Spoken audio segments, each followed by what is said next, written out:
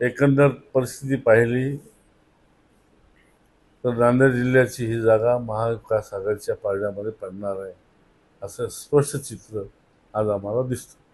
भाग नाही, कमी अधिक होऊ शकतं, पण ग्राउंड लेवलवर आम्ही काम केलं. प्रत्यक्ष ग्रामीण भागामध्ये प्रत्येक गावामध्ये आम्ही गेलो आणि अनेक कार्यकर्त्याकडून आम्ही माहिती घेतली की प्रत्येक गावची परिस्थिती काय. त्या आधारे आम्हाला या मतदार क्षेत्रामध्ये जवळपास 60% मतदान आम्हाला मिळेल अशी आम्हाला अपेक्षा असते. दोनदा जिल्हा परिषद लढवली, निवडून आलो. दोनदा विधानसभा लढवली, दोनदा निवडून आलो.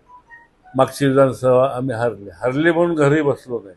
लोकांच्या सानिध्यात लोकांची कामं करण्यासाठी लोकांच्या दारामध्ये आम्ही आहोत आणि त्या अनुषंगानं ही निवडणूक निश्चित माझ्या विजय हे माझ्या पारड्यामध्ये पडणार. काय अशोकराव चव्हाण साहेबांनी BJPमध्ये प्रवेश केला तो त्यांचा व्यक्तिगत प्रश्न आहे. 10 वर्ष आम्ही आमदार म्हणून अशोकराव चव्हाण साहेबांवर काम केलं, पण अचानक परिस्थिती काय निर्माण झाली आम्हाला वैयक्तिक त्यांचं काही माहिती नाही.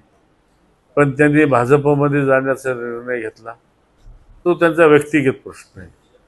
जरी चव्हाण साहेब भाजपमध्ये गेले, सर्वसामान्य मतदार हा काँग्रेस पक्षाच्याच जागेवर आहे, काँग्रेस पक्षाच्याच पाठीमागे. ABP माझा, उघडा डोळे बघा नीट.